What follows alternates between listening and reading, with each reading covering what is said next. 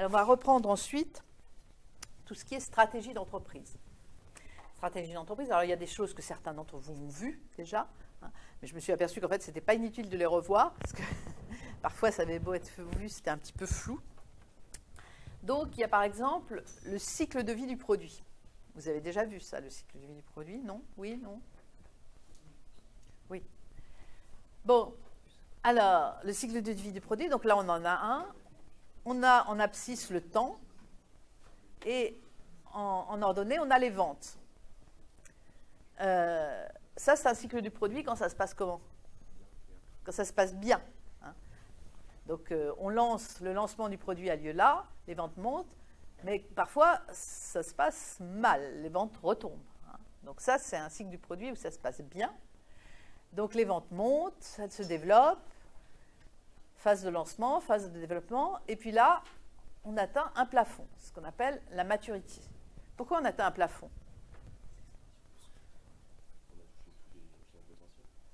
Parce que le marché est saturé, parfois pour une autre raison. La concurrence vous a dépassé? Voilà, ou dépassé où elle est arrivée.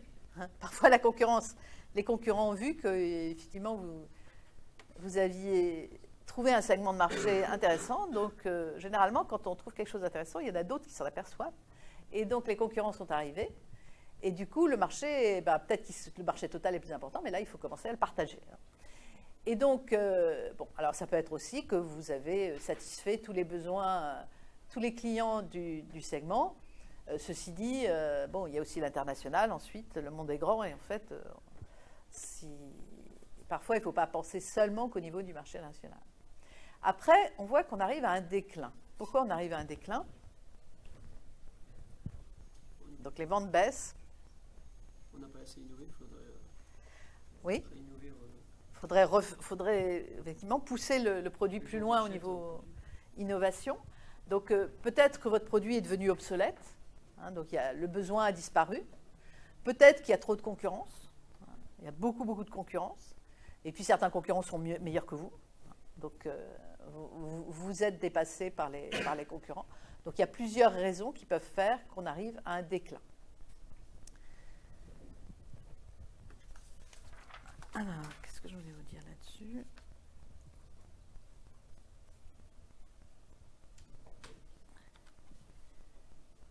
Du point de vue de la rentabilité, ici, avant le lancement du produit, on a commencé à dépenser de l'argent. Là, on n'en dépense même pas beaucoup. On a commencé à dépenser de l'argent pour faire de la recherche, la recherche et le développement sur le produit, et puis après, tous les investissements, éventuellement des investissements en équipement, et puis des investissements commerciaux, éventuellement envoyer des commerciaux des marchés, ou alors faire de la publicité. Donc ici, on perd de l'argent. Quand on lance le produit, si on a des ventes, si on a la chance d'avoir des ventes, on va commencer à en perdre moins, hein, jusqu'au moment où on en gagne. Donc ça, c'est la courbe de profit de votre produit. Donc en fait, la période la plus rentable, souvent, c'est celle-là, parce qu'on est en termes de conquête du marché, il n'y a pas de concurrent, et donc souvent on peut être cher, on peut avoir de bonnes marges dans cette période-là de développement des ventes. Après, quand commence à arriver des concurrents, là on a les coudées moins franches pour maintenir des prix élevés. Quand le marché est saturé, c'est pareil, hein, on a besoin de stimuler la demande, donc on ne va pas maintenir des prix trop élevés. Et puis à la fin, en période de déclin, là, finalement, on va baisser les prix pour essayer de sauver ce qui peut être sauvé. Hein, et donc en général, les marges vont s'en ressortir et le profit va diminuer. Donc il faut avoir ça en tête. Le problème, c'est que quand on lance un produit, cette durée-là, on n'en a aucune idée. Bon, parfois, si c'est une innovation très incrémentale, hein, si c'est le yaourt à la fraise des bois et vous avez déjà lancé le yaourt à la fraise l'année dernière, si c'est le énième parfum de Danette, c'est quand même de l'innovation, hein, parce qu'à chaque fois, un produit alimentaire, on change l'arôme, on change l'acidité, etc. Il faut à chaque fois le développer. Hein, c'est effectivement de l'innovation. Mais ceci dit, vous avez tout un historique qui vous permet de savoir à peu près que souvent, il ne va pas tenir plus de 2 ans sur le marché et qu'il faut le rentabiliser assez rapidement, hein, parce qu'au bout de 2 ans, il ne se vendra plus, hein, parce qu'il y en aura d'autres qui sont arrivés.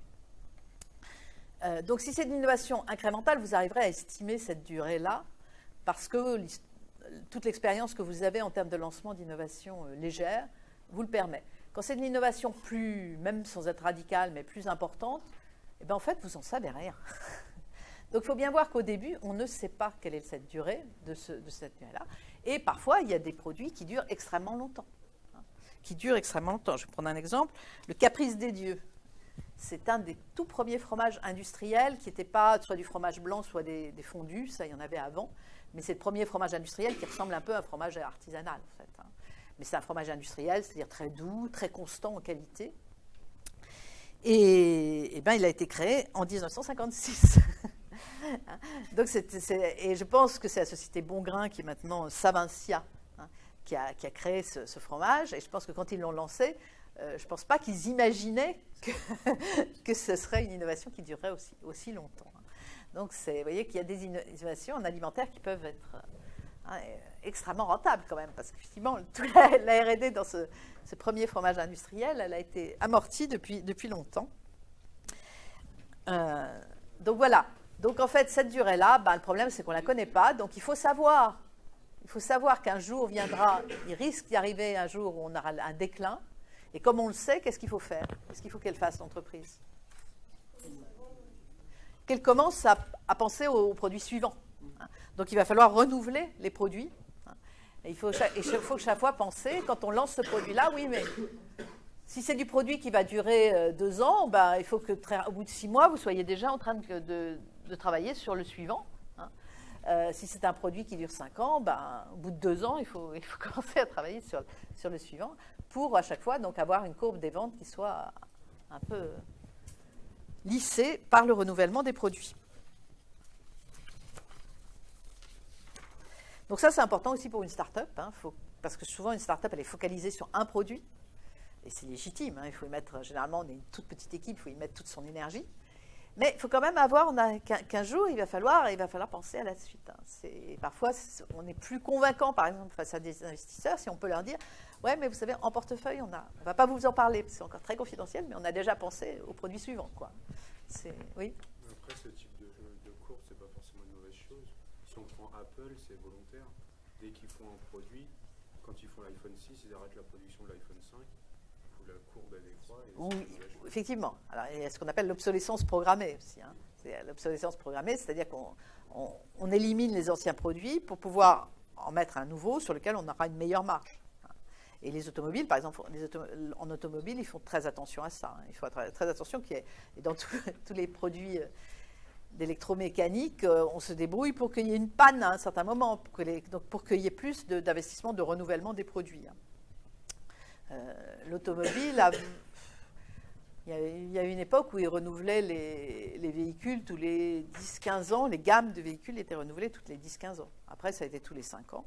Et maintenant, les gammes de véhicules sont renouvelées. Il y a une nouvelle gamme tous les 3 ans. Donc, tous les 3 ans, en fait, votre voiture que vous avez achetée, finalement, il y a un modèle plus à la mode, plus design sur le marché pour vous inciter à changer de véhicule. Donc, effectivement, il y a des pratiques d'entreprise qui visent à éliminer l'ancien produit. Mais ça, c'est un petit peu différent, parce que là, disons que c'est dans la même catégorie de produits. Tandis qu'on peut dire que l'entreprise, elle peut aussi chercher une autre catégorie de produits à lancer.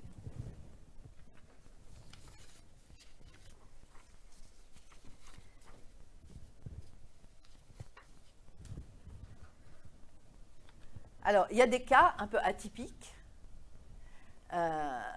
C'était le cas dans la compote. Les compotes de fruits, avant, elles se vendaient dans des boîtes de conserve comme ça, au rayon ambiant des supermarchés. Donc, généralement, les boîtes de conserve, ce n'est pas des rayons très attractifs. Et donc, on avait sa grosse boîte de conserve.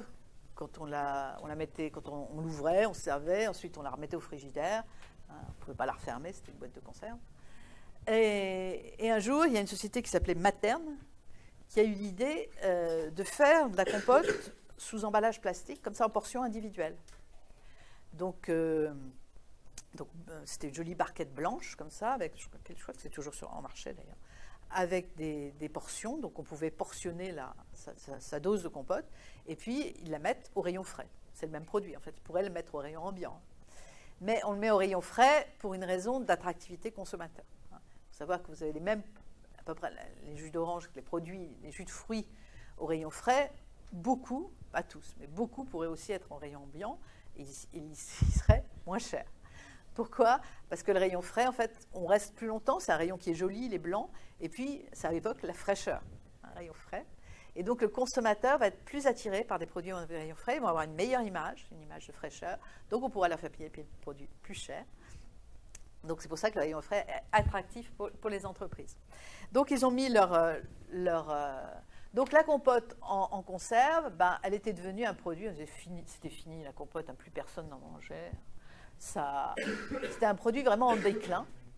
Et la société materne l'a simplement en fait en reconditionnant le produit, en le présentant différemment, et aussi en lui donnant des nouvelles fonctions. Parce que quand vous mettiez votre pot de compote au frigidaire, bon, le dessus, ça séchait, ça prenait un peu les odeurs du frigidaire. C'est vrai que ce n'était pas très appétant de reprendre de la compote qui était restée 2 jours au frigidaire, quoi. Tandis que là, chaque fois, le produit, il est parfaitement intact. Et effectivement, donc, ils ont rajouté des fonctions par le packaging et ils en ont fait un produit beaucoup plus attractif, moderne, avec une image améliorée. Et en plus, ils ont eu de la chance, c'est que la communication nutritionnelle publique est arrivée, manger 5 fruits et légumes par jour, c'est bon pour la santé, etc. Et du coup, maintenant, maintenant la compote, c'est un produit, c'est un produit très dynamique en termes de marché. Il y en a plein pour les enfants, il y en a pour les adultes, ça a une belle image. Alors, vous voyez, il y a ça. Parfois, ça arrive pas toujours, mais on peut penser aux disques vinyles aussi avec qui sont repartis. On peut penser aussi à une aventure intéressante. C'était, je vous ai dit, quand sont arrivés les appareils photo numériques, la photographie instantanée, un type Polaroid, donc eh bien, plus personne n'en a acheté. Parce qu'on pouvait imprimer ces photos, et donc tout le marché est allé vers la photo numérique, parce qu'aussi c'était nouveau, donc c'était attractif, c'était ce qui se faisait, c'était moderne. Polaroid, c'était un peu vieux, quoi, etc. Donc, à tel point qu'en Europe, Polaroid a fermé ses usines en 2008. A fermé ses usines, mais il y a une dizaine de personnes de l'entreprise qui se sont mis d'accord pour racheter une partie de certaines usines, en se disant c'est dommage de complètement abandonner la fabrication de ces usines. C'est les usines ils ont fermé les usines de fabrication d'appareils photo et les usines de pellicules de films argentiques qui permettent de faire. Alors, ils ont racheté les usines de films argentiques et ils ont commencé à produire alors, à petite échelle et puis achat sur Internet. Et puis finalement, la firme Polaroid s'est remis à faire, là, je crois qu'ils ne font pas encore directement eux-mêmes les appareils photo, mais ils sont remis à faire leurs films argentiques. Et donc c'est reparti. Et maintenant, vous retrouvez des appareils photo instantanés. Donc les appareils photo instantanés concurrencés par les appareils photo numériques, c'était des produits en déclin. Mais à partir de 2010 à peu près, finalement ça a un côté vintage. Et il y a eu des expositions de Polaroid numérique, des artistes s'en sont emparés, il y a eu beaucoup de com là-dessus. Et finalement, c'est devenu le cliché pour Halloween. Maintenant, c'est le must. Et les ventes sont reparties. Alors, je crois que Polaroid, je crois qu'ils sous-traitent la fabrication des appareils photo, mais Fuji, maintenant tout le monde, tous les fabricants d'appareils photo sont sur le créneau. Fuji fait aussi des appareils de photo instantanés. Et ça sert à tous les gens, parce que c'est vrai que maintenant, ça fait un certain temps que les gens utilisent des appareils photo électroniques. Du coup, on regarde tous les photos sur les écrans. Et finalement, on en imprime peu. Donc, on n'a plus ce plaisir de la photo qu'on imprime, etc. Et donc, c'est ça qui fait que, finalement, ce besoin-là renaît, en plus du côté un peu nostalgique qui est un petit peu aujourd'hui, côté retour aux années 60. Il y a aussi le fait qu'on a ce plaisir de regarder une photo papier qu'on n'avait pas avant. Et cette photo, on peut effectivement la voir presque instantanément. Donc, c'est assez sympathique aussi. Donc voilà, donc ça, bon, il ne faut pas tabler sur ça, c'est quand même assez rare. Mais il arrive que ça arrive. Alors, on va voir un autre aspect, un autre mode d'analyse stratégique que vous avez sans doute vu aussi, la matrice du Boston Consulting Group. Alors, en général, vous connaissez, normalement, beaucoup de gens connaissent. Je ne sais pas, ça dépend peut-être un peu de vos domaines. Alors, ceux qui ont déjà eu un cours sur la matrice du Boston Consulting, c'est quoi les axes? Parce qu'en général, vous vous rappelez des noms du milieu, mais les axes, c'est part du marché. C'est presque ça, mais pas tout à fait. Donc, effectivement, ce serait l'axe des abscisses. Et là, c'est quoi cet axe-là? Croissance. Croissance économique de quoi? Ben, c'est la croissance du marché. La croissance, on va examiner différentes activités et c'est la croissance des ventes dans chaque activité, la croissance du marché dans chaque activité. Donc là, on a les taux de croissance du marché. Alors avant, vous voyez, donc j'ai choisi, avant là, on peut mettre ici la croissance du PIB, ou si on est dans une catégorie de produits, on regarde différentes variétés d'une catégorie de produits, on va mettre ici le taux de croissance moyen de cette catégorie de produits. Avant, je mettais 10%, mais vu la crise, maintenant, j'ai baissé les exigences et je m'ébite. Donc, vous voyez, il faut se construire une échelle sur les taux de croissance du marché, parce que ça dit aussi quelque chose de vos exigences, de vos exigences en termes de croissance du marché. Alors, en abscisse, c'est pas tout à fait, c'est la part de marché relative. Donc, en abscisse, vous avez la part de marché relative, c'est-à-dire la part de marché de l'entreprise que vous considérez, que vous étudiez, par rapport à la part de marché de son principal concurrent. Donc là, l'entreprise, elle fait 10 fois la part de marché de son principal concurrent. Là, elle fait seulement la moitié de la part de marché de son principal concurrent. Donc ici, l'entreprise, c'est quoi sur le marché? Là, elle fait exactement la même part de marché que son principal concurrent. Là, elle fait 5 fois. Donc ici, l'entreprise, elle est en situation de quoi? Ben, elle domine son marché, elle est leader. Elle est leader, c'est elle qui a la plus grosse part de marché, puisque c'est son principal concurrent. C'est elle qui a la plus grosse part de marché. Ici, elle est leader, elle a la plus grosse part de marché. Ici, elle est dominée. Elle est dominée, les concurrents, il y a toujours au moins un concurrent qui a une plus grosse part de marché qu'elle.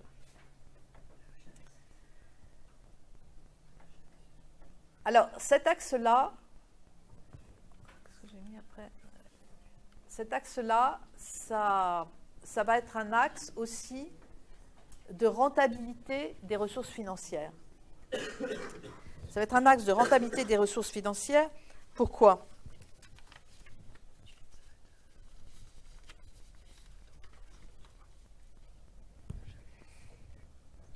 Pourquoi? Donc en général, les entreprises qui sont ici, elles sont leaders, donc elles ont une grosse part de marché. Donc souvent, elles produisent depuis longtemps. Souvent, c'est quand même des entreprises qui sont longtemps dans le secteur. Bon, ça dépend un peu, maintenant, il peut y avoir des bouleversements sur le secteur. Mais on va dire qu'il y a plus de chances que les effets d'expérience, on a vu la courbe d'expérience, la courbe d'apprentissage, il est plus fréquent que ces entreprises-là, elles aient des coûts plus faibles du fait de leur expérience à fabriquer cette catégorie de produits. Vous vous rappelez la courbe d'expérience qu'on a déjà vue? Donc, elles vont avoir des coûts plus faibles parce qu'elles ont une historique de production, elles savent mieux le faire, elles ont déjà travaillé sur les procédés, elles ont innové, elles ont trouvé des fournisseurs à moins cher et leur personnel est mieux formé pour faire cette catégorie de produits. Donc, elles ont cet aspect-là, tendance à avoir des coûts plus faibles. Un autre aspect, c'est que si elles ont une grosse part de marché comme ça, elles produisent beaucoup, donc souvent leurs usines vont être à pleine capacité de production et elles vont parfois avoir construit des usines gigantesques, parfois qui vont leur donner des économies d'échelle très intéressantes. Donc là aussi, des bonnes marges à cause d'économies d'échelle très intéressantes. Et enfin, souvent, si elles sont leaders, c'est souvent qu'elles ont des marques qui ont des bonnes notoriétés. Et une marque de bonne notoriété, ça fait souvent que vous pouvez être un peu plus cher que les voisins, que les concurrents. Et donc, vous avez là aussi, si votre marque est là depuis longtemps, que vous n'avez pas trop, que vous arrivez quand même à contenir, on va dire, les dépenses commerciales, parce qu'une marque, c'est aussi beaucoup de dépenses, à contenir les dépenses de publicité, vous aurez une marge plus importante. Vous voyez qu'il y a plusieurs raisons qui font que cet axe-là est aussi un axe de rentabilité des ressources financières croissantes. Et cet axe-là, c'est un axe de quoi? On va voir avec c'est quoi les noms dans les cases? Donc ici, c'est les vaches à lait, ici, les stars, les vedettes, ici, les dilemmes, et ici, les points morts. En général, vous vous rappelez très bien des noms dans les cases. Par contre, les axes, c'est plus dur. Alors, ici, ça va être un axe de quoi? vous voyez que c'est un axe qui croît avec la croissance du marché. Quand le marché croît fortement, qu'est-ce que vous êtes obligé de faire? Oui, vous êtes obligé d'acheter de nouvelles lignes de production pour répondre à la demande, éventuellement de construire de nouvelles usines. Et puis aussi, sur un marché qui croît beaucoup, les besoins de financement d'exploitation, qu'est-ce qu'ils font? Oui, si vous êtes une start-up à fort potentiel, que vous avez des ventes qui décollent très vite, qui marchent très bien, eh bien méfiez-vous de votre trésorerie. Parce que votre BFR, il va augmenter très fort. L'équation du BFR simplifiée, c'est quoi? Ça se calcule comment? Comment ça? Comment ça? C'est les besoins que l'entreprise a pour continuer son activité. Oui, et ça s'estime comment avec les Stock, ouais, clients. les stocks, les créances clients plus stocks, et moins quoi? dette, long terme. Dette fournisseur. Hein. En fait, les clients ne vous payent pas, donc en fait, c'est vous qui les financez. Hein, c'est les créances clients, c'est les factures que vous n'avez pas encore réglées. Les stocks, donc c'est des produits qui sont là, c'est de la valeur, donc vous avez avancé cette valeur. Et par contre, les dettes fournisseurs, c'est les factures que vous avez reçues et que vous n'avez pas encore réglées. Donc là, vous vous faites financer par vos fournisseurs. Vous voyez que vous avez deux postes. Si vous avez de fortes croissances des ventes, ben en général, vous êtes obligé de stocker un peu plus, hein, parce qu'il faut faire face à la demande. Donc vous allez stocker plus. Vous allez avoir plus de créances clients, parce qu'il y a peu de secteurs où les clients vous paient comptant. Hein. C'est souvent 90 jours fin de mois. Hein. Donc, vous allez avoir des créances clients qui augmentent aussi. Et vous avez un seul poste, et si vous êtes une start-up, vous ne pourrez pas beaucoup jouer dessus, c'est les dettes fournisseurs, parce que si vous êtes une start-up, le fournisseur, il a des chances d'être inquiet. Et vous appelez souvent, vous allez la payer, ma facture, avant de faire faillite. Lui, il a intérêt à te faire payer, parce qu'une start-up, c'est quand même fragile financièrement. Et si vous lui avez fait une grosse commande, que vous avez une grosse facture, il peut avoir des doutes sur le fait qu'il serait payé un jour. Donc, les dettes fournisseurs, c'est le seul poste qui va être en négatif. Donc, méfiez-vous, si vous avez des très fortes croissances des ventes, il faut surveiller la trésorerie, surveiller le BFR, parce qu'il y a des entreprises comme ça, des entreprises qui marchaient très bien, qui ont fait faillite à cause de ça. On fait faillite à cause de ça, BFR qui explose, la trésorerie ne suit pas, la banque ne veut pas faire des prêts à court terme, et clac, on se retrouve en défaut de paiement. On ne peut pas payer ses fournisseurs, justement. On n'a pas la trésorerie. Pourtant, on a des tas de clients. Oui, mais ils n'ont pas encore payé. Ils sont là, oui. Donc, c'est être très, très attentif à ça. Donc ici, en fait, c'est un axe besoins financiers croissants. Donc il y a des besoins financiers importants pour les vedettes et les dilemme. Et par contre, ici, c'est moins fort.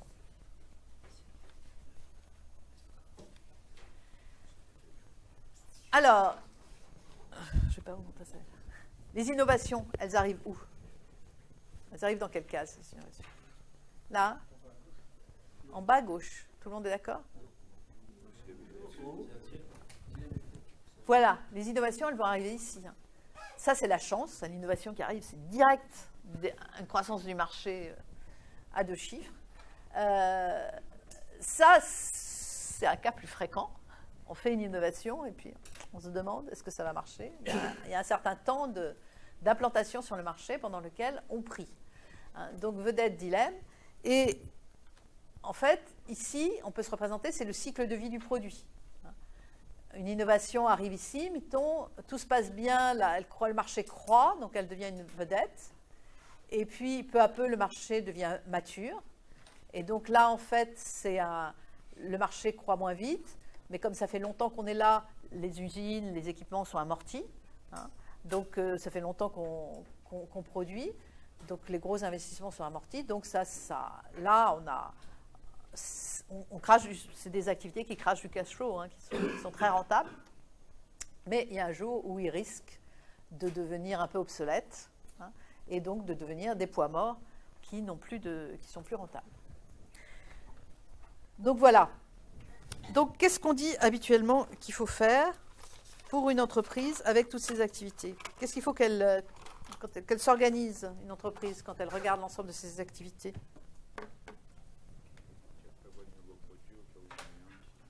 Voilà, qu'elle renouvelle les nouveaux produits, hein, Et il faut qu'elle pense à avoir en permanence des innovations, des vedettes et des vaches à lait.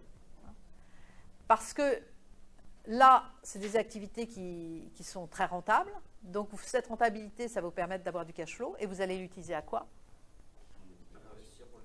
Investir à soutenir les vedettes. Et ici, parce que ici, dilemme, pourquoi? Dilemme, pourquoi? Parce que c'est un marché intéressant. C'est un marché qui croît très vite. Simplement, on n'a pas une bonne part de marché. On n'a pas une bonne part de marché, on n'a pas une marque qui a une forte notoriété, on est très concurrencé, c'est les autres qui sont bons. Donc, qu'est-ce qu'on fait? On peut soit on investit en pub, en technologique, etc., et on essaye de glisser par l'investissement vers les vedettes, soit aussi ce qu'on peut faire, c'est en fait segmenter le marché. Et surtout si on est une PME, si on est une petite entreprise, on a intérêt à faire ça. Chercher une petite niche sur lequel on va très bien satisfaire le client. Donc on fait, je sais pas, on fait du produit alimentaire, on va faire du produit alimentaire pour sportifs. Et on va très bien le calibrer pour qu'effectivement les sportifs aient envie de l'acheter. On fait un biscuit par exemple. Donc en face, on a tous les lus, on a toutes les grandes marques de biscuits. Mais nous, on va faire sur un tout petit marché un produit qui va très bien satisfaire le consommateur. Donc du coup, ce marché, comme on introduit un produit qui satisfait très bien, il va croître, donc ça va devenir une vedette. Et puis, les autres, par exemple les grands groupes, ils ne vont pas beaucoup s'intéresser à une niche de marché qui est petite. Pourquoi? Parce que les grands groupes, ils ont des grandes usines, à forte capacité de production, ils ont des lignes de fabrication importantes, et donc un marché qui est trop petit, finalement, pour un grand groupe, ce n'est pas très intéressant.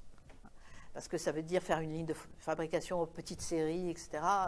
Donc, les PME, les startups, elles ont intérêt à aller justement sur ces niches de marché, parce que là, elles vont être beaucoup moins concurrencées par les grands groupes. Donc, chercher et donc segmenter le marché, ça peut être un moyen de devenir, c'est une stratégie pour innover et arriver à passer du côté des vedettes. Poids mort, qu'est-ce qu'il faut faire avec les poids morts? Soit on élimine, soit si c'est quand même un tout petit peu rentable et qu'on n'a pas besoin d'investir, donc ça ne coûte rien, on peut garder. Soit effectivement, pareil, on travaille le marché, on se demande si on ne peut pas trouver une petite niche où on arriverait à le faire passer ici ou directement ici, quoi. Ça aussi, ça se travaille, un produit. Ça se travaille pour trouver un segment où on pourrait développer quelque chose qui réellement satisferait ce petit groupe de clients. Je peux travailler mon produit pour satisfaire un petit groupe de clients et en faire un produit en croissance par mon travail. Donc voilà. Donc ça, c'est une manière de voir les choses. Alors évidemment, il faut le voir en dynamique, ce n'est pas absolu, mais ça permet quand même de raisonner un certain nombre de choses et de penser que une entreprise, elle doit avoir un portefeuille d'activités qui soit équilibré. Elle ne peut pas avoir que des vaches à lait, parce qu'un jour, les vaches à lait, elles vont passer point mort et elle sera embêtée. Avoir que des vedettes, oui, ça peut durer un certain temps. Les vedettes risquent un jour de devenir vaches à lait, mais il va falloir penser à renouveler quand même en innovant. Oui, donc ça, c'était les financements qui partent des vaches à lait pour aller vers les vedettes et les dilemmes. Alors, autre aspect à prendre en compte, les 5 forces de M. Porter, qui a eu l'idée de vous dire, il faut que vous regardiez votre environnement. Vous créez une entreprise, vous créez une innovation. Vous la créez dans un certain secteur. Dans ce secteur, vous avez des concurrents ou des concurrents potentiels. Ces concurrents, ils sont plus ou moins dynamiques. Vous avez plutôt intérêt à ce qu'ils soient moins dynamiques. Ils sont plus ou moins innovateurs, ils sont plus ou moins performants, ils font plus ou moins de la qualité. Donc, il faut tenir compte de tout ça, ce qui vous donnera une idée de vous allez être concurrencé plus ou moins. Vous devez aussi tenir compte de la... Qu'est-ce que je devais vous dire là-dessus? Je ne veux pas oublier les choses importantes. Vous devez aussi tenir compte de ce qu'il y a entre vous et les clients. Souvent, parfois, vous avez un rapport direct avec vos clients. Dans ce cas-là, pas de problème. Mais souvent, il y a des réseaux de distribution. Si vous faites des produits agroalimentaires de grande consommation ou des produits cosmétiques de grande consommation, souvent, donc à grande échelle, souvent vous aurez affaire au GMS, aux grands groupes de distribution. Et ça, c'est des gens qui, c'est des secteurs très concentrés, donc c'est des grands groupes qui ont un pouvoir de marché important. Donc, c'est sûr qu'ils risquent de vous piquer une partie de votre marge. Pourquoi? Parce que ils vont vous demander de baisser les prix, et puis si vous ne le faites pas, ils vous diront « D'accord, je ne prends pas votre produit ». Donc, il faut être attentif à ça. Le pouvoir relatif des distributeurs. Pouvoir relatif des clients. Donc là, on passe par de la distribution, ça pourrait être aussi directement. Si vous faites un ingrédient, un composant, un équipement, une machine pour un grand groupe, il faut être conscient que si votre produit est très stratégique, que vous êtes seul à pouvoir le faire, vous aurez un pouvoir et vous pourrez garder pas mal de votre marge. Si ce n'est pas le cas, si plusieurs autres sont capables de le faire, le grand groupe vous mettra forcément en concurrence. Et si votre produit n'est pas très stratégique, vous aurez du mal à faire payer le grand groupe. Il faut être très attentif pour que l'idée ne soit pas piquée, parce que le grand groupe il a des capacités de recherche importantes. Donc, s'il a une idée et qu'il y met ses chercheurs dessus, il peut vous doubler. Donc, c'est des choses... Alors, vous pourrez parfois créer des partenariats qui auront l'intérêt de fixer les choses. Partenariat à long terme, si le grand groupe accepte. On décide en fait comment on va se partager la marge. Et puis, ça peut être un partenariat sur 3-5 ans. Là, vous êtes tranquille pendant un moment. Vous avez décidé, vous négociez. Et donc, il faut négocier. Et parfois, il faut savoir que vous ne garderez pas toute la valeur que vous avez créée sur votre innovation. Pouvoir relatif des fournisseurs de matières premières, de composants. Bon, si c'est des composants, des matières premières qu'on trouve n'importe où et que tout le monde sait faire, pas de problème. C'est vous qui allez mettre vos fournisseurs en concurrence. Mais si vous avez besoin d'un fournisseur stratégique, il pourra lui dire « Ah bah oui, mais s'il est le seul à le faire, il va vous dire « Oui, moi je vous le fais, mais il faut le payer. » quoi. Donc lui aussi, il va pouvoir vous piquer un peu de la marge, de votre marge. Donc là aussi, il faut accepter de partager. Et puis éventuellement, il faut faire des partenariats pour négocier, pour fixer, pour pas que peu à peu votre marge s'érode trop avec le temps. Plutôt fixer le partage. Pouvoir relatif des fournisseurs de produits ou services complémentaires. Eh bien, dans le système Nespresso, par exemple, Nestlé, il fait les dosettes, il a développé les machines avec les équipementiers. La marge, elle va chez qui? Elle va plutôt chez Nestlé. En général, c'est celui qui a la marque qui est importante vis-à-vis du client qui va réussir à capter la meilleure marque, parce que la meilleure marge, parce que c'est la marque que le client apprécie, donc le client il est sensible à ça. Entre Microsoft qui fait les logiciels et ceux qui font le hardware des ordinateurs, donc les caisses, etc., qui est-ce qui domine dans l'histoire? Quand vous achetez un ordinateur, vous êtes très attentif au logiciel. La marque du hardware, bon, ça joue, mais c'est quand même, si vous n'avez pas les logiciels les plus connus dessus, vous allez être un peu déçu. Donc, du coup, c'est plutôt Microsoft qui va piquer la plus grande part de la marge. Alors, tout ça, ça ne veut pas dire se décourager, mais ça veut dire qu'il faut être conscient, il faut dire qu'il faut se préparer à des négociations parfois un peu délicates. Il faut parfois essayer de faire des partenariats, parce qu'un grand groupe, il peut avoir intérêt à faire un partenariat avec un fournisseur, parce que lui aussi, ça va lui stabiliser quand même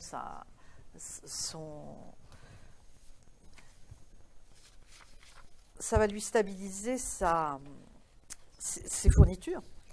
Alors, un exemple, par exemple, c'était au moment où les clubs de vacances, les premiers clubs de vacances, ça a été créé par Trigano, qui a créé le Club Méditerranée. C'était une vraie innovation de service, le Club Méditerranée. Avant, on partait en vacances, on allait soit dans sa maison résidence secondaire, soit on allait à l'hôtel. Le club des vacances n'existait pas. C'est lui qui a créé le concept de club de vacances. Il s'est dit, dans les hôtels, on est bien, on peut voir des nouveaux pays, mais on n'a pas de relation sociale, en fait. Ou alors on va chez des amis, mais là, bon, on ne peut pas choisir le pays où on va. On a plus de relations sociales, mais on ne peut pas choisir le pays où on va. Donc, en fait, il faudrait trouver autre chose. Et c'est comme ça en fait, c'est une analyse fonctionnelle. Une analyse fonctionnelle des vacances qui lui a fait trouver qu'il y avait quelque chose à créer là. Et quand il a créé le Club Med, en fait, il a acheté une agence de voyage. Il a acheté une agence de voyage, pourquoi? Parce qu'à l'époque, c'est pas comme maintenant, on achète surtout les voyages sur Internet. Mais à l'époque, on passait par les agences de voyage. Et lui, vous voyez, il crée un nouveau produit, donc avec une marge, etc. Si il était dans la main des agences de voyage, elles auraient pu lui prendre une grosse marge sur justement la vente des séjours en club de vacances. S'il en avait une, au moins, il pouvait les mettre en concurrence. Si elles étaient trop gourmandes, il disait, bon, moi, je veux faire l'essentiel avec mon agence de voyage. Donc, toujours être attentif à ce qu'il y a entre vous et le client final. Parce que la valeur, c'est lui qui la donne. C'est le client final, la source de la valeur. Donc, tout ce qu'il y a entre vous et le client final, en particulier les distributeurs, il faut être attentif à ça. C'est pour ça que les industriels de l'agroalimentaire, au moment où il n'y avait pas encore, au début, la grande distribution, c'était quelques magasins. Mais ils n'ont pas pensé que ça allait se concentrer comme ça. Ils n'ont pas vu venir les choses. Ils n'ont pas du tout eu la vision des choses. Alors qu'au début, en fait, c'était plutôt les distributeurs qui demandaient, s'il vous plaît, venez mettre des produits sur mes linéaires, quoi. Parce qu'il y avait des grands groupes et les distributeurs, ils étaient tout petits. Et donc, le pouvoir, il était aux mains des grands groupes. Aux mains des grands groupes. Et finalement, ils se sont concentrés. Ils ont été, en fait, très efficaces, les distributeurs. Ils ont inventé un service qu'on apprécie tous. Et donc, c'est pour ça qu'on va tous dans les magasins de la grande distribution. Et ça, les fabricants d'agroalimentaire ne l'ont pas du tout vu. Parce que sinon, ils auraient pu prendre au début, acheter certaines, au moins prendre des actions, des participations. Ce qui fait qu'une partie des dividendes leur serait remontée, qu'ils auraient aussi pu contrôler un peu mieux dans la négociation le partage des marges. Mais ça, c'est une chose, donc c'est une erreur qu'il ne faut pas faire.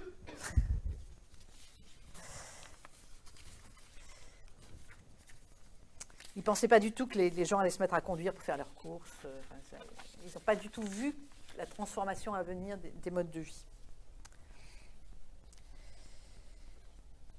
Alors, une chose à voir aussi avec ça, c'est que si vous créez une innovation, ou vous créez une start-up sur quelque chose de nouveau, un produit ou un service, en fait, parfois, vous avez un petit peu le choix de l'environnement dans lequel vous allez le positionner.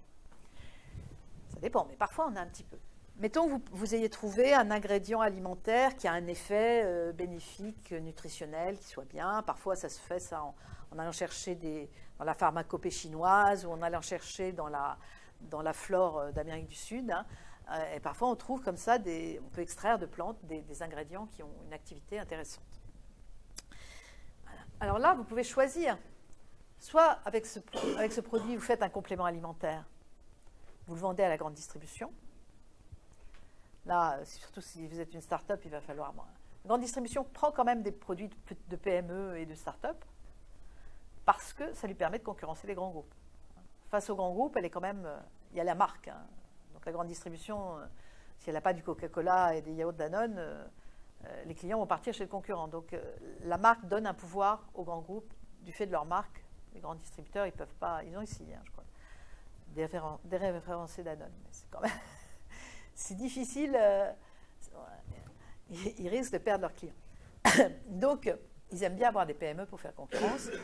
Et aussi, régionalement, ils font attention de prendre, enfin parfois, ça dépend un peu des réseaux, mais souvent, ils font un peu attention de prendre des PME régionales. Si dans la Sarthe, vous n'avez pas la PME qui fait des rillettes, les clients, ils vont trouver que, bon, c'est pas bien, quoi. C'est pas un bon esprit, ça ne soutient pas le tissu économique régional. Donc, il y a ces bémols-là. Mais sinon, donc là, vous allez vous trouver face à des gens qui sont quand même très, très durs en négociation et qui vont avoir tendance à vous mettre en concurrence de façon un peu drastique. Ce que vous pouvez vous dire, je pourrais... Pardon. Et vos concurrents, dans ce cas-là, ils vont être... Pardon, je cherche un peu d'eau. Vos concurrents, ça va être d'autres entreprises qui font des compléments alimentaires, donc souvent des entreprises de pharmacie ou des grands groupes de pharmacie, soit des entreprises moyennes qui font des petits groupes qui font du complément alimentaire, qui sont spécialisés en complément alimentaire. Vous pouvez aussi... Où est-ce qu'on vend des compléments alimentaires ailleurs qu'en grande distribution? En pharmacie. En pharmacie, parapharmacie. Et là, en fait, les groupes de distribution, ceux qui distribuent aux pharmacies, c'est des groupes de distribution qui sont quand même moins puissants. Donc, ça va être d'autres rapports avec les distributeurs. Pas forcément complètement. Enfin, ça va quand même être des groupes moins puissants à qui vous allez avoir affaire. En pharmacie, si vous regardez, les compléments alimentaires sont chers. Donc, il va falloir aussi gérer le complément. Il faut que ça ait une image intéressante. Il va falloir... complément alimentaire, pour l'instant, c'est pas encore réglementé. Donc ça va être beaucoup sur la communication, la publicité. Vous n'avez pas en fait à démontrer l'efficacité de votre poudre de perlimpinpin. Donc, mais vous pouvez le vendre donc aux pharmacies via des réseaux de distribution. À qui vous pouvez vendre encore? C'est de l'alimentaire. Vous pouvez essayer de convaincre des fabricants alimentaires de l'incorporer à leurs produits. Si c'est comme les margarines incorporent des phytostérols, vous pouvez incorporer un ingrédient qui serait bon, je ne sais pas, qui apporterait particulièrement des vitamines ou qui aurait un apport particulier en calcium, etc. Et donc vous pourrez négocier directement avec des fabricants alimentaires. Et là, c'est d'autres types de négociations, parce que c'est du B2B, donc ça va être beaucoup sur la performance du produit, est-ce qu'il passe bien sur les lignes, sur des aspects technologiques, prix aussi, évidemment.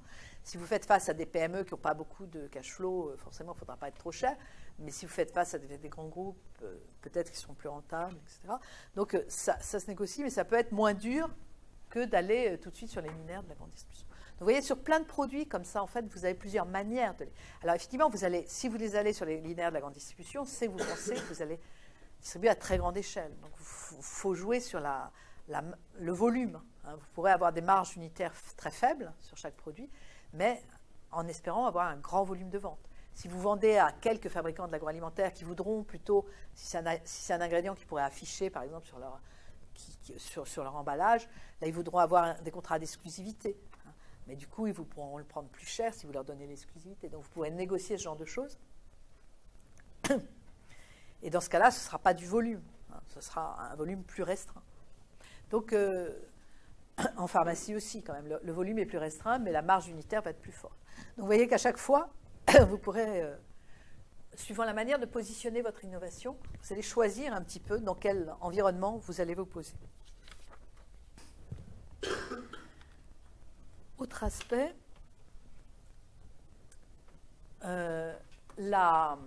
comment capter la valeur de votre innovation. Parce que ce n'est pas le tout de la fabriquer, la valeur. Quand on fabrique quelque chose qui correspond bien aux besoins du client, on fabrique de la valeur. Mais vous voyez, cette valeur, on peut s'en faire piquer un petit peu. Et après, il faut essayer de la capter. Parce que ce n'est pas toujours facile. Donc, vous pouvez, vendre le produit ou le service, ça, c'est une manière de capter la valeur, on est d'accord. Si vous avez inventé une technologie, qu'est-ce que vous pourrez vendre ou louer d'ailleurs? Une technologie, ça se dépose, ça se brevette. Donc il faudra la déposer à l'INPI, la breveter, et ensuite vous pourrez vendre le brevet, ça c'est un coût. Vous pouvez vendre le brevet pour un domaine particulier ou pour une zone géographique particulière, vous gardez le reste. Vous pouvez éventuellement le mettre en œuvre vous-même ailleurs. Ou vous pouvez aussi le louer, ça s'appelle concéder la licence. Vous gardez la propriété, mais vous obtenez des redevances. Et c'est pareil, la licence, vous pouvez la donner à un acteur en exclusivité, à plusieurs. Évidemment, si c'est en exclusivité, ça va être plus cher. Et vous pouvez la donner pour une zone géographique à certains acteurs, pour une autre zone à d'autres, pour un domaine, pour un secteur à certains acteurs, pour d'autres secteurs à d'autres. Voilà, donc vendre. Quoi d'autre? Là, subvention, effectivement. Il va falloir faire beaucoup de lobbying. Il y a de moins en moins de subventions possibles. Effectivement, il vaut mieux avoir des partenaires puissants au niveau communication, avoir un réseau de lobbying sérieux. Mais avant ça, qu'est-ce qu'on peut chercher? Pensez sur Internet. Il y a plein de choses gratuites sur Internet. Comment elle se rémunère? La pub, voilà. Si votre produit est support de publicité, c'est une manière de se rémunérer. Les abribus Decaux, ils ont trouvé ça avant tout le monde. Et depuis, il y a plein de gens, les émissions de télévision, tous les sites d'information Internet, beaucoup de sites d'information Internet, les journaux gratuits, enfin, il y a plein de choses qui se rémunèrent par la publicité. Pensez, est-ce que vous avez acheté des imprimantes? Est-ce que vous avez des imprimantes chez vous? Voilà, les consommables. C'est le système Nespresso aussi. La machine Nespresso, elles ne vont pas très cher. on ne la vend pas très cher. Comme ça, le client l'achète une fois qu'il l'a acheté. Bon, maintenant, il est plus captif, le client, mais au début, le client était complètement captif. Au début, il ne pouvait mettre dans une machine Nespresso que des capsules Nespresso. Maintenant, les autorités de concurrence, il y a eu des réactions des concurrents, et maintenant, les autorités de concurrence sont obligées de Nestlé à faire en sorte, à donner aux autres les informations qui fait que d'autres capsules sont compatibles avec les machines Nespresso. Mais comme elles sont plus bas de gamme que les capsules Nespresso, en fait, ça ne gêne pas trop Nestlé. Donc, le système Nespresso, c'est exactement celui des imprimantes. Vous achetez une imprimante, ce n'est pas très cher, un outil. Mais par contre, quand vous achetez les cartouches, donc là, l'entreprise, elle se rémunère en fait par le consommable. Le premier achat, ça lui sert à tenir son client. Donc là, il n'est pas trop cher. Et puis ensuite, on fait rentrer le cash flow par les consommables. Qu'est-ce qu'on peut faire d'autre? Alors, certains logiciels open source. Vous savez, les logiciels open source, donc ça veut dire que le code du logiciel, enfin, on peut soi-même améliorer le logiciel. Donc on a le code source, on peut soi-même l'améliorer si on veut. Donc c'est ouvert, open source. C'est pas de la propriété justement brevetée où on n'a pas le droit d'y toucher. C'est ça le principe des logiciels open source. Alors, le problème, on se dit comment ils se rémunèrent ces entreprises qui font de l'open source. Donc elles ne sont pas propriétaires. Elles sont propriétaires. Il faut toujours les citer. Il faut citer celui qui est l'auteur. C'est important. Donc ça reste leur propriété, mais c'est ouvert à tout le monde. Eh bien en fait, c'est pour utiliser au mieux, avec la meilleure efficacité ce logiciel open source, il vaut mieux demander l'assistance technique de ceux qui l'ont créé. Et donc c'est comme ça, en vendant les services d'assistance technique, donc c'est pareil, c'est les consommables. Le logiciel est gratuit, mais par contre, les services d'assistance, là, vous allez les payer. Et donc ça permettra à la société de vivre. Ce qui se fait aussi, c'est la vente à un pool de clients. C'est ce que font par exemple les agences de communication, les agences de marketing qui font des grosses études marketing. Dont j'étudie le rapport des Européens à la santé, donc je fais une étude dans plusieurs pays européens, etc. Pour lancer cette étude, ça va coûter cher. Donc je vais démarcher plusieurs groupes dans différents secteurs qui sont intéressés par le rapport des Européens à la santé. Et je vais leur dire, est-ce que vous avez envie de contribuer à financer cette étude? Si vous avez envie de contribuer, si vous contribuez, vous aurez les résultats de l'étude. Comme ça, ils vont sur un thème comme ça, ils pourront aller chercher des grands groupes de l'alimentaire, des grands groupes de la pharmacie, des grands groupes de la cosmétique, qui seront intéressés par ce genre de... Et donc, qui vont financer l'étude. Et donc, pour chacun, ce ne sera pas un budget énorme. Et surtout, si on prend des clients qui ne sont pas concurrentiels entre eux, ça peut marcher. On peut aussi, ce qui n'est pas tout à fait des subventions, mais mutualiser le financement du produit à travers des... Ah oui, une seconde. Sur la vente à un pool de clients, en fait, les logiciels open source font cela aussi. Pour certains développements particuliers, ils peuvent aller démarcher plusieurs clients pour faire un développement particulièrement coûteux qui va être financé par ces clients-là. Donc là aussi, on peut faire appel à un pool de clients. Alors, mutualiser le financement à travers des institutions publiques ou des institutions type mutuelle. Donc, je vous ai dit, c'est le cas de la pharmacie. Donc, à un moment, d'ailleurs, l'agroalimentaire avait pensé, je crois qu'il y avait des assurances qui avaient... Il y a eu un truc pour pousser les margarines, justement, qui sont bonnes contre les accidents, la prévention des accidents cardiovasculaires. Et la Maïf, je crois, avait envisagé de faire ce genre de choses. Donc, ça pourrait être pensable. Mais enfin bon, c'est pas encore maintenant qu'ils vont réussir à se faire financer par la sécurité sociale. Il y a un autre système qui est un petit peu de ce type-là. C'est le système éco-emballage. Vous savez, c'est le recyclage des emballages. Le recyclage des emballages, c'est toutes les entreprises, chaque entreprise qui met en marché un emballage paye une cotisation à un organisme qui est en fait interindustriel, qui s'appelle Éco-emballage.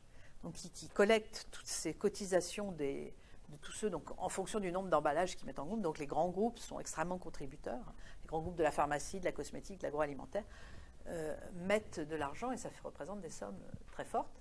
Et avec ces sommes, les éco-emballages financent les collectivités locales, donc les communes, les régions, etc., qui organisent le tri des ordures ménagères. Parce que pour recycler les emballages, il faut d'abord les trier. Et même si aujourd'hui on a des poubelles de différentes couleurs, c'est pas encore, surtout en France, c'est pas encore trié, c'est loin d'être parfait. Donc le tri, ça coûte très cher parce que c'est du travail manuel qu'on fait en général faire par des gens qui sont pas très peu qualifiés, mais c'est un travail difficile. Et donc une fois que les emballages sont triés, on va pouvoir les recycler. Et là, les filières de recyclage, en fait, c'est les grands groupes de matériaux, c'est les grands fabricants de papier-carton, c'est ArcelorMittal pour l'acier, c'est donc l'aluminium, etc. Qui, pour le verre, ça va être les grands verriers qui vont s'occuper de récupérer récupérer ces produits triés pour en faire des matériaux qui soient utilisables. Et donc en fait, Éco-emballage a comme actionnaire à la fois les grands groupes et les filières de recyclage, les groupes des filières de recyclage aussi, les filières de matériaux aussi. Et vous voyez que c'est en fait un système, alors Éco-emballage, c'est privé puisque c'est une interindustrie, mais c'est agréé par l'État, extrêmement contrôlé par l'État. Donc vous voyez que c'est un système un peu particulier, mais c'est un système en fait qui a permis, alors il a d'abord existé en Allemagne, et en fait quand les grands groupes français qui emballent pharmacie, etc., agroalimentaire, ont vu le système allemand, ils se sont dit il faut essayer de faire en France, et puis de faire que ce soit pas trop contraignant pour nous, quoi. Donc ils ont vu qu'ils allaient être obligés de le faire, donc quand on est obligé, il vaut mieux gérer l'obligation soi-même. Et du coup, ça a marché, c'est pour ça que ça a pu se faire. Et vous voyez que c'est une manière en fait de faire émerger une demande, parce qu'en fait le public il demande des emballages, il demande qu'on épargne la planète, qu'on fasse attention, mais cette demande, elle ne s'exprime pas vraiment par une demande de produits ou de services, elle ne s'exprime pas vraiment monétairement. Et donc mettre en place ce système-là, ça fait qu'on offre des produits qui sont faits avec des matériaux, dont l'emballage est fait avec des matériaux recyclés. Et c'est en achetant ces produits qu'en fait s'exprime la demande. Mais il a fallu mettre en place tout ce système qui est assez complexe pour que la demande puisse s'exprimer. La demande de préoccupation environnementale de la part des fabricants dans les emballages. Autrement, avant, elle ne s'exprimait pas. Et c'est à tel point qu'au début, par exemple, les plastiques recyclés, personne n'en voulait. Parce que, par exemple, pour l'alimentaire, ça posait des problèmes sanitaires d'utiliser du plastique recyclé. Donc, c'était compliqué. Aussi, ils ne savaient pas très bien faire. Donc, au début, ça valait rien, le plastique recyclé. Et maintenant, notamment les embouteilleurs d'eau, tous ceux qui mettent de l'eau en bouteille, il y a des tas de grands groupes là-dessus, la petite bouteille d'eau, elle n'a pas une très très bonne image écologique, pas une image écologique parfaite, parce qu'on a tous de l'eau au robinet, qui n'a aucun impact, enfin très peu d'impact environnemental, parce que les tuyaux ils sont là depuis très longtemps, et que on dépense très peu d'énergie à prendre de l'eau de cette manière-là, même s'il faut la dépolluer, etc. Par contre, les petites bouteilles, il faut les transporter en camion. Et donc là, l'impact environnemental, il est clair. Donc, ceux qui mettent de l'eau en bouteille, ils ont intérêt à verdir un peu faire un peu du greenwashing sur leurs produits. Et donc, ils sont très friands de dire qu'ils ont pu le faire en emballage recyclé. Et donc, du coup, maintenant, le plastique recyclé, en fait, il n'y en a plus assez en France. Ça devient quelque chose, un produit cher, parce que la demande est trop forte. Donc, vous voyez, il faut tout un système, en fait, pour que la demande des individus, la demande de la société, en fait, en produits qui épargnent l'environnement, elle puisse s'exprimer.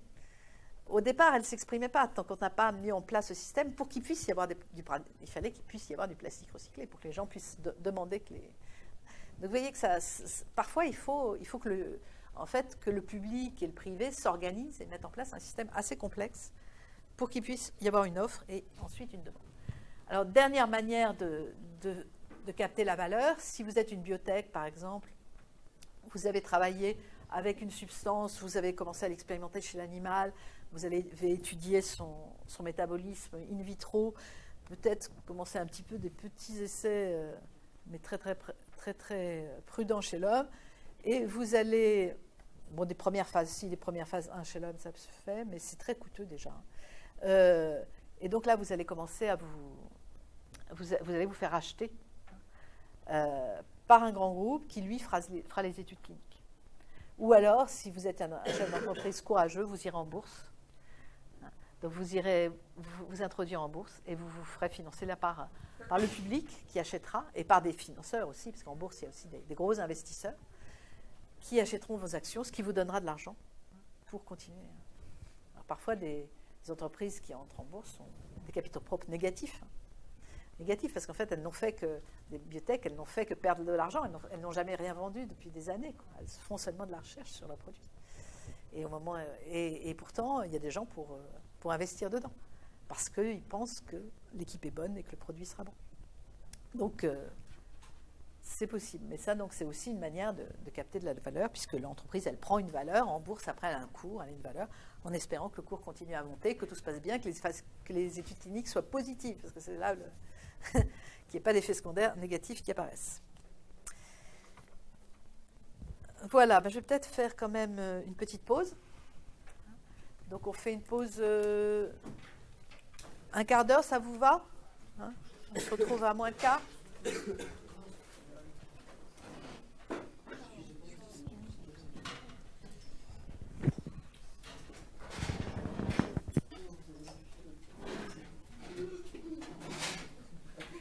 Il faut que je pense à remettre le micro après la pause. Vous pouvez essayer de me faire penser parce que...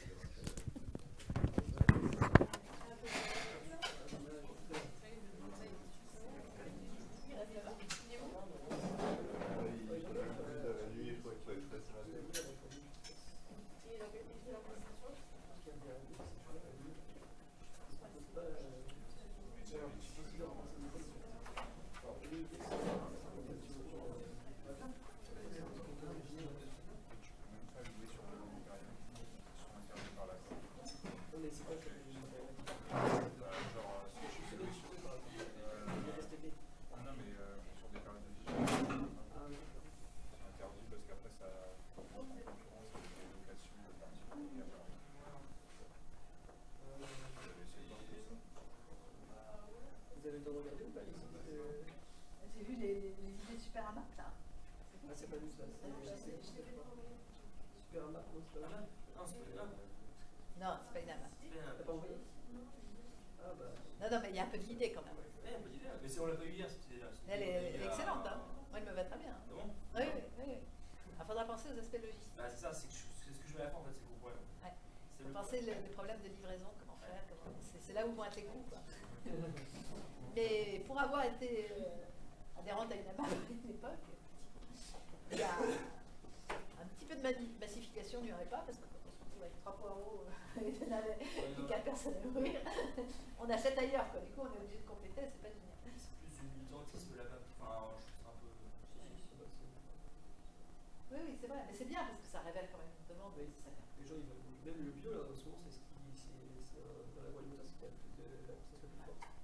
Même aux États-Unis, parce que c'est pas qu'en France. Oui, même aux États-Unis, ça j'ai pas regardé. Si. Ce qui est bio, là-bas, bah, normal, on trouve des légumes, ils sont tous les mêmes, ils sont tous brillants. Il y a calibré. Il y a un truc qui va pas. Oui, non, mais c'est. Non, elle est très intéressante quand même. Mais il faut pas. Forcément, si c'était ça. C'est parce que c'est compliqué. En fait, dans une innovation, quand c'est dur, bah, c'est pas plus mal. Il faut travailler parce que si c'était facile, si c'est facile d'avoir les concurrences, ça arrivera tout de suite. Tandis que si c'est difficile, là, on a des chances de distancer les autres si on trouve la solution. Après, la question aussi, c'est enfin, bien réussir à qualifier les restaurants et je connais rien des prix des restaurants et je connais les producteurs, je sais comment ils fonctionnent et je connais un petit peu leurs besoins, etc. dans la région, mais c'est vrai que les restaurants parisiens, quelle proportion utilisent réellement des fruits frais quel type de restaurant aussi, parce que c'est pas tous les restaurants de touristes, on imagine bien qu'ils ne prennent pas des fruits frais, ils mettent des boîtes de choucroute déjà faites. Et voilà, c'est bien réussir à caractériser le marché. Faut voir combien il y en a. Voir combien il y en a. Faut que tu demandes à Roxane, parce qu'elle bosse à l'ADEME, elle bosse là-dessus. Ouais. Je sais qu'elle a fait pas mal, elle est allée à Rungis et tout. Ah ouais? Ah ouais, elle a beaucoup bossé là-dessus. Ouais. Elle est pour. Je sais qu'elle allait à Rungis avec un chef, justement, qui fait partie d'un réseau où c'est utiliser de la viande autrement, par exemple. Genre raisonner, par exemple, le veau, c'est hyper. Ça émet autant énormément de gaz à effet de serre, tu vois, donc il y a des études qui ont été faites là-dessus. En gros, il y a un symbole, pas un symbole, mais ils doivent mettre un autocollant sur certains restos pour être français, je sais plus comment ça s'appelle ce truc. On m'avait expliqué, et en gros, ça dit que le restaurant, le restaurateur, plutôt, il fait attention quand il fait ses plats, que ce soit pas un plat qui ait mis trop de gaz à ça. Non, parce que si, parce que justement, dans le Mais projet, c'est un peu je parle justement d'un espèce de label que tu colles sur ta. Bah, faut que tu fais une demande à recette. En disant ça vient de moins de 100 Ouais, km. peut-être pour t'expliquer mieux que moi, mais je sais que le président de cette association-là est à Paris, un resto à Paris, plusieurs restos à Paris. Donc je sais qu'il y a quand même une demande, mais bon, après c'est pas très connu. Mais... Oui, ça commence tout juste, quoi. C'est sûr. Mais c'est sûr qu'il y a une demande, donc je pense que il y a quand même, il y a qu'à voir, on voit en fait les restos où il y a des profils faibles, souvent. En fait, ils sont un peu blindés, souvent. Il n'y a pas assez. Les bons restos à Paris, c'est ça le problème. C'est le problème. Oui, non, mais ça montre qu'il y a une demande qui est forte, quoi. Et peut-être que les autres, si on leur simplifiait la vie, peut-être qu'ils y viendraient aussi. Enfin, peut-être qu'il y a moyen de gagner des clients, si c'était plus simple, s'ils n'avaient pas besoin justement d'aller chercher. C'est-à-dire que l'accès à Paris déjà est gaspillé. Ouais. C'est pas comme si tu peux faire venir par les trains ou quoi que ce soit. Je vais te faire venir des poids lourds, ils sont obligés de se travailler. À mon avis, si ça marche, ce qui va se passer, c'est que Rungis va se mettre dans le coup. Ah oui. Parce que Rungis, il fait des fruits et légumes frais, il fait des produits frais. Ce qu'il y a, c'est qu'ils viennent de partout. Non, mais déjà. Il y a 15 intermédiaires. Mais il y a- Et voilà, et du coup, l'idée, c'est justement d'augmenter la marge du producteur, et baisser pour le restaurateur, en assurant la livraison et la qualité du local. C'est un peu Après, je sais pas si tu arrives à avoir des produits pas chers. C'est quand tu vois à bon marché, c'est ça. À bon marché, ils achètent énormément de choses directement le producteur qui vient à bon marché livré. Quand tu regardes les prix à bon marché, tu connais pas. C'est comme les gars Lafayette au printemps. C'est le premier gros. le bon marché. Le bon Ah marché. oui, ouais.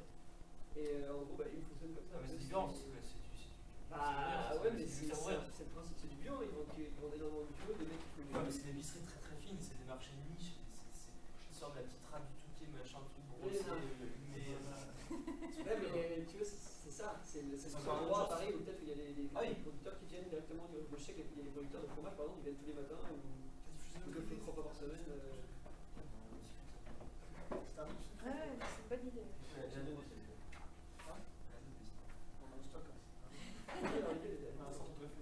C'est intéressant. C'est normal. Après, justement, le travail à faire en 2 semaines, c'est bien cerner tous les problèmes qui se posent, c'est de commencer à creuser. C'est pas possible, on ne l'a pas envoyé. On aimerait bien que faire un truc un peu comme les Airbnb, mais qu'on puisse louer à la journée et plus axé sur le côté louer un jardin et louer une piscine par exemple. Parce qu'il y a des gens, il y a beaucoup de gens qui ont des piscines et qui partent par exemple un week-end ou un dimanche, juste un dimanche ils sont pas là. Et il y a des gens qui pourraient par exemple louer pour des enfants et avoir leur piscine à eux, louer juste la piscine et puis leur jardin. Ouais. Surtout à Paris. Après le problème c'est que les gens qui ont des piscines ils sont déjà. C'est normal. Mais le problème c'est que les gens qui ont une piscine ils ont déjà de l'argent, déjà beaucoup d'argent, ils n'ont pas besoin de. Je sais qu'Airbnb, il y en a beaucoup qui le font parce que comme ça leur donne un petit peu d'argent en plus. Que bah là les gens ils n'ont pas. Quel intérêt ils. Voilà, quel intérêt il faut qu'on trouve l'intérêt qu'ils ont pour avoir. Quel intérêt qu'ils pourraient avoir. L'intérêt pour les gens. En termes je pense que quand on a sa piscine privée, on va peut-être pas très loin. C'est ça. C'est simplement international. Parce que après si, c'est pas obligatoirement une piscine, ça peut être un très beau jardin. Justement ils ont envie de nous montrer parce qu'ils ont un beau jardin. Ça pourrait être le côté un peu.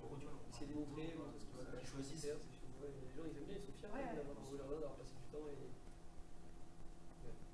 Je suis passé un peu.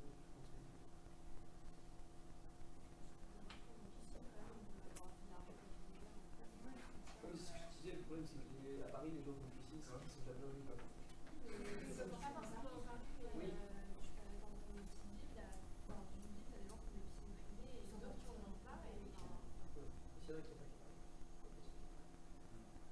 Dans les petites villes, vous connaissez des systèmes comme ça? Enfin, des systèmes de location? Non. Il n'y a pas. Mais par exemple, moi là où j'étais avant, les piscines municipales, elles étaient pas forcément juste à côté, ils prenaient la voiture, etc. Alors que dans le côté, il y avait des gens qui avaient des piscines privées et quand tu les louais pour l'après-midi, je suis sûre que ça va intéressant. Là, donc, c'est marchand, quoi. On devrait faire, le principe, ce serait une application un peu comme Airbnb qui sert d'intermédiaire. Oui, oui, c'est vrai que pour des gens. commission, C'est vrai qu'il y a des régions, à Paris, effectivement, ça va être tellement cher, il peut y avoir que des gens très riches. Mais ailleurs, c'est vrai qu'ailleurs en province, ça peut être des gens que ça intéresse de louer. Ouais, et tu vas avoir la piscine que pour soi avec ses enfants, ou tu reçois de la famille, je sais pas, c'est l'après-midi, il fait beau, les gens sont pas là, bah voilà. Au moins le calme. Même on disait aussi pour des repas de famille, des choses comme ça. Ça peut être sympa d'avoir, voilà, les gens qui ont un appartement et qui veulent faire un repas de famille, un type un peu pique-nique l'été. Sauf que au lieu d'aller à un parc à Boulogne où c'est plein de monde, pouvoir aller dans un endroit au calme. Oui, oui, c'est ça. Non, mais c'est sûr. Oui, Non, je vois bien la demande. C'est vrai que c'est l'offre qu'il faut travailler. Quoi. Je pense qu'il y a une demande. Oui, oui, ça c'est sûr qu'il y aura une demande. Ça c'est sûr qu'il y aura une demande. Privatiser un lieu, comme on privatise un restaurant. Si on disait une plage, privatiser une plage, on peut le faire. Mais pourquoi pas privatiser un jardin ou privatiser une piscine, tout à fait. Maintenant, il faut trouver des gens qui ont intérêt à qui l'acceptent. Mais c'est vrai qu'en province, c'est peut-être plus facile. Après, on peut trouver des avantages aussi. Il faudrait trouver avec des marques, je sais pas, des trucs, et trouver des partenariats et donner des avantages aux personnes à ceux qui offrent ça. Par exemple, travailler avec des gens qui produisent l'entretien pour les piscines, par exemple. Oui, avec l'entretien, des gens qui hésitent à investir dans les piscines, va leur dire on recherche encore. Voilà. C'est assez cher. Travailler avec les fabricants de piscines, avec des choses comme ça. Genre, ça va plus. Que ce soit un moyen de rentabiliser ça. Il faut travailler un petit peu sur les coûts, voir combien ça. Parce que c'est vrai que la demande, elle existe à condition. Comment est-ce que. Qu'est-ce que ça va demander aussi comme nettoyage derrière quelles sont les contraintes pour se loger à nous? J'imagine qu'il faut quand même qu'il soit propre et beau pour le louer, et puis après qu'il le remette en état par contre. Ouais, et puis après, la notation. Il faut qu'on joue sur la notation, c'est que si tu veux pouvoir relouer une piscine, il faut que tu la laisses propre, et comme ça la personne a besoin d'une neuf ou la placard. Et en gros, on peut jouer là-dessus, c'est ça qui est bien. Ce qui sécurise la relation. Tout à fait. Les gens, s'ils voient que la personne elle a déjà loué de notre endroit, c'est bien passé, c'est comme le bacar en fait, c'est ça. C'est mettre une caution. C'est vraiment le principe. Un système de caution. Ouais, un système de caution, mais moi je trouve la notation c'est déjà pas mal parce que les gens, s'ils ont envie de le refaire, par exemple, si ça leur plaît, donc ils ont tout intérêt à que ça se fasse bien. Le bacar, j'avais pris le choix pour j'avais vu quelqu'un qui faisait n'importe quoi parce qu'il a tout intérêt à pouvoir continuer son truc. Donc en gros, tu voudrais faire deux systèmes de notes. Un système de notes pour l'offre et un système de notes comme un bleu en fait. Les deux notes. Le conducteur et les passagers. Comme un note. Je sais pas. Ça peut être une application. Ouais. C'est un peu original. Ouais, non, c'est une bonne idée. C'est vraiment il y a une tendance qui il y a un retour, les gens ils veulent retourner dans la nature. Ouais. Les gens qui ont des apparts, ça leur manque, donc ils n'ont pas envie de se retrouver dans des parcs avec plein de gens. C'est important le sens d'avoir besoin de ressortir vraiment des grosses villes, aller très loin et tout, dans des parcs.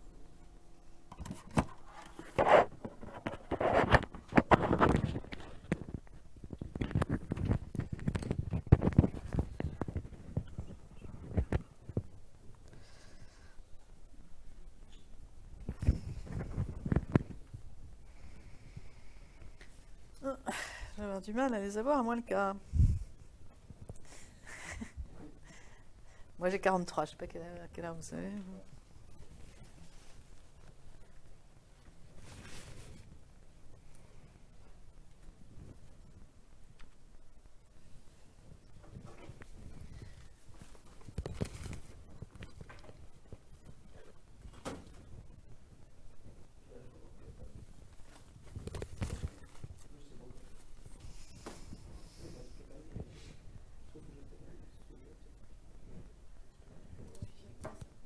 J'ai pas d'excuses.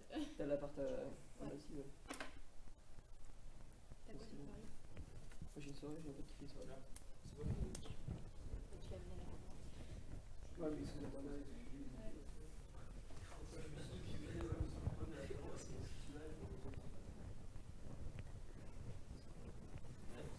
Oui. Concernant en fait les startups qui sortent actuellement, qui sont un peu sous forme de réseau communautaire, par exemple le Blablacar Leclerc, par exemple. Ouais. Et en fait, ces réseaux-là, en fait, il ne peut pas y avoir vraiment de concurrence parce qu'en fait, plus le réseau est unique, enfin est seul, plus il y a de monde, plus il marche pour l'ensemble des utilisateurs. Du coup, la concurrence sur ces réseaux-là, en fait, elle est quasi impossible. Enfin, une fois que c'est installé, une fois que ça marche. Parce qu'une fois que le produit marche, parce que justement il y a du monde, plus il y a de monde, plus ça marche, plus c'est les effets de personne réseau. veut aller ailleurs. Donc c'est la quantité, enfin, c'est le propre consommateur l'effet de réseau, qui fait la qualité pour les autres consommateurs. Exactement. Et du coup, Exactement, ce qu'on appelle l'effet de réseau. Tout à fait. C'est des industries en réseau. Donc, mais ce qu'il y a, c'est qu'au début, il a pu y en avoir plusieurs en concurrence. Ouais. Et c'est celui qui a grossi le plus vite, en fait, qui a gagné, parce que du coup, dès qu'il y en a un qui grossit le plus vite, les autres, il va agréger les clients. Voilà, c'est ça. Bon, mais il faut qu'il... Blablacar, en fait, lui-même, il a fait du covoiturage lui-même. C'est-à-dire qu'il a bien travaillé son produit. Il a bien regardé comment il fallait... Il a bien étudié comment il fallait configurer son système pour que les gens aient intérêt à covoiturer, pour que les gens aient intérêt à... etc. Donc, en fait, il a pas mal expérimenté lui-même. Pas mal. C'est pareil pour le coach surfing, enfin comment ça s'appelle là, quand on loue son appartement justement. Voilà, Airbnb. Il a longtemps travaillé pour voir qu'est-ce qu'il fallait pour que les gens acceptent de louer, pour bien configurer, pour que les gens. Donc il y a tout un travail sérieux pour pouvoir justement être celui vers lequel les clients vont vite aller, quoi. Si bien pensé que ça. Oui. Parce que maintenant, ce qui est intéressant, c'est le système de notation pour la confiance. Ah oui, ça c'est fondamental. Et moi, je sais que ma petite sœur, elle prend les covoiturages en n'ayant pas peur de surfer. C'est ça, ce qu'elle avait rajouté, ça, c'est permis. Et surtout, c'est le paiement sécurisé et sûr que la personne ne va pas nous raqueter. Alors qu'au tout début, il fallait payer en direct avec la personne avec du liquide, donc ça pouvait être compliqué, je pense, dans certains cas. Et le système de notation n'était pas. Ah oui, la notation n'était pas dès le début. C'était une plateforme de mise en relation. Ouais. Maintenant, il a réussi à déjà prendre des marges qu'il augmente tous les mois quasiment. C'est Apple qui augmente comme ça. Avant, il prenait même pas 2-3%. Et maintenant, sur certains trajets, il a 20% de marge. Enfin, pas 20%, mais 10%. Et il y a toujours du monde. Ouais, c'est ça, 20% sur un trajet à 10 €, parfois on lui donne 2 €. Ah. Et je ne sais pas combien il y a de trajets de générés chaque jour. Oui, c'est discuté d'ailleurs parfois. Il y a des débats sur l'intérêt de ce truc.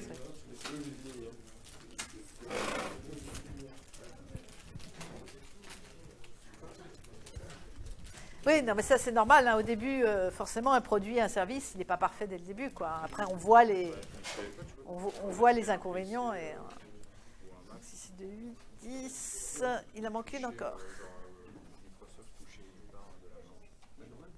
Bon, je vais faire... Pour ceux qui vendaient, tu vois, déjà, ils se faisaient une marge quand ils vendaient le logiciel. Bien. Donc, on va prendre un petit exemple. Alors, les exemples, je les prends pour qu'ils vous parlent, parfois, même s'ils sont un peu anciens. Pour moi, ce n'est pas grave, parce que l'important, c'est que vous compreniez vite de quoi il s'agit et que vous compreniez le principe. C'est pour ça aussi que c'est souvent des exemples agroalimentaires, etc., parce que c'est plus facile à exprimer que si je vous parlais d'aéronautique, quoi. Donc là, c'est amusant parce que c'est l'entreprise Tefal, comment elle est née et s'est développée. Parce que c'est une entreprise qui a connu une croissance assez exceptionnelle. Et on dit que sa stratégie, c'est une stratégie en lignée de produits. Il y a quelqu'un qui a fait une thèse, un étudiant des mines qui a fait une thèse justement sur Tefal.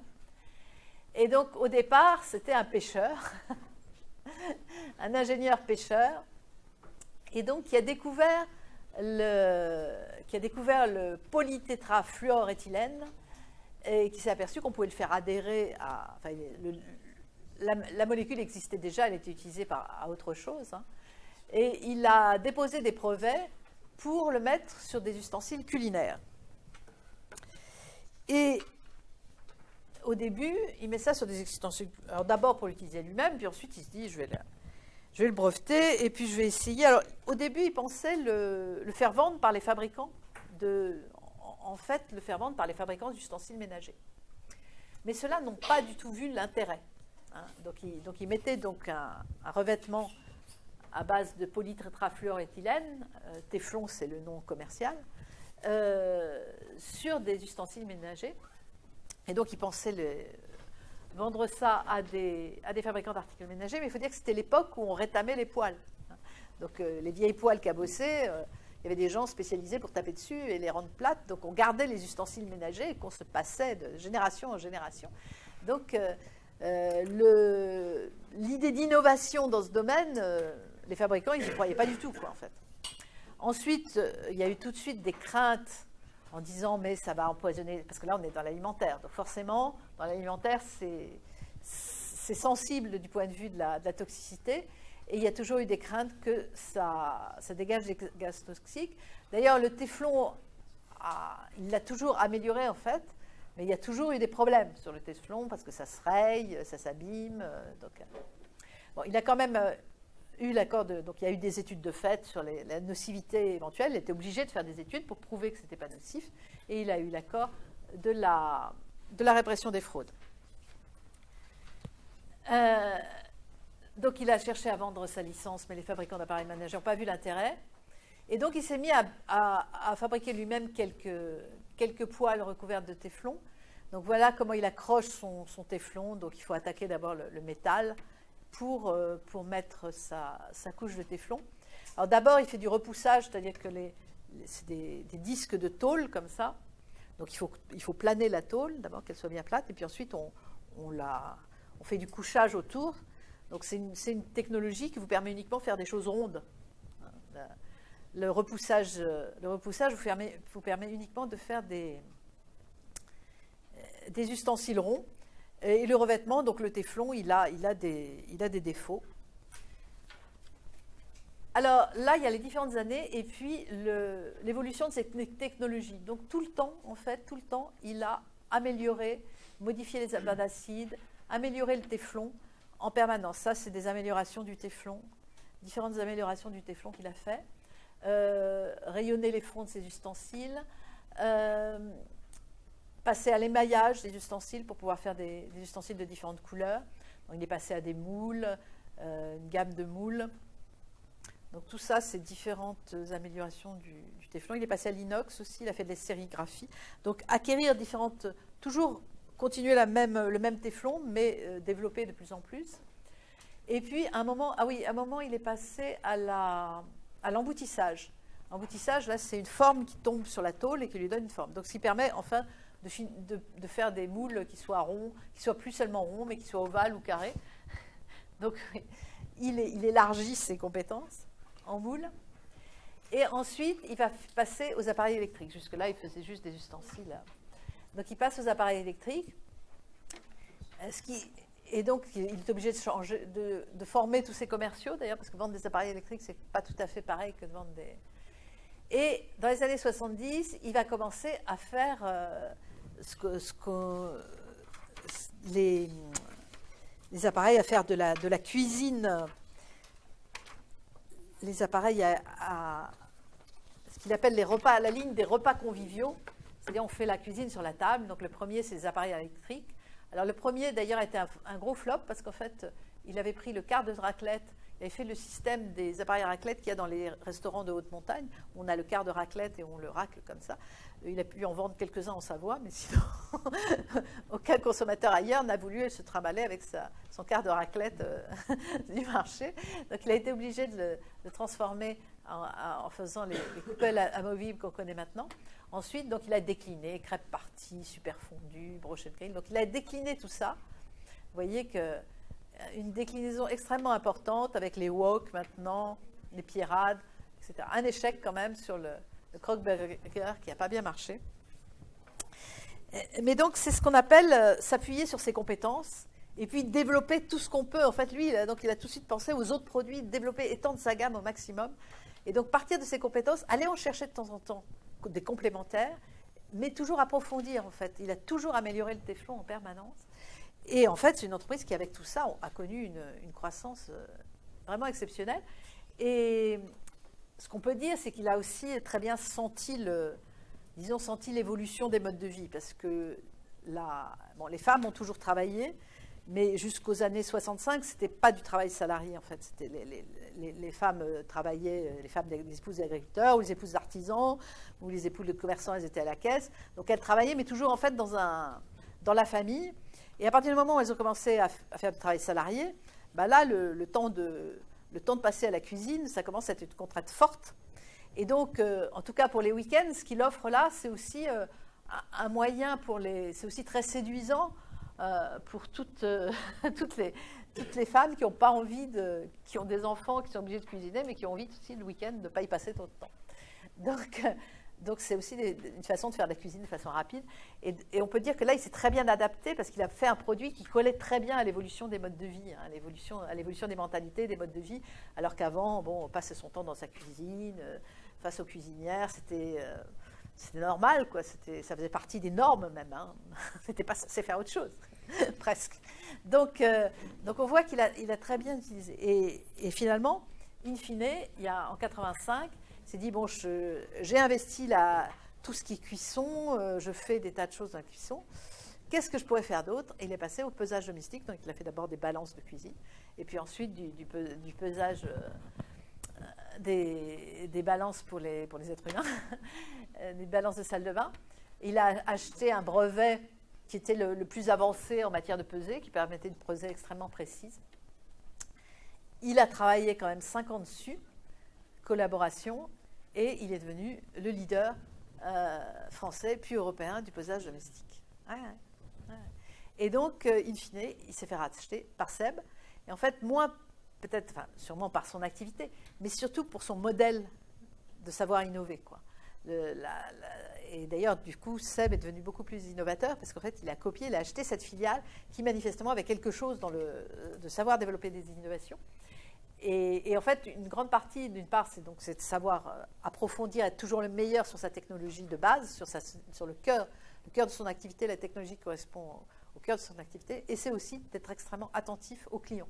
Parce qu'en fait, les ingénieurs de Seb n'hésitaient pas à faire des crêpes parties dans l'entreprise pour vérifier que le produit convient bien. Et puis, dès que les ventes baissent, il envoie ses ingénieurs dans les magasins, aller faire des dégustations, à discuter avec les gens, aller voir pourquoi on achète moins d'appareils à raclette. Donc, un rapport au client, au consommateur, toujours très, très attentif et aller assez loin dans la compréhension des usages. D'ailleurs, ces appareils sont très bien foutus du point de vue de l'usage familial. C'est toujours très bien pensé pour qu'on puisse pas, que les enfants ne se brûlent pas, etc. C'est bien pris. Plein d'aspects, de contraintes sont présents.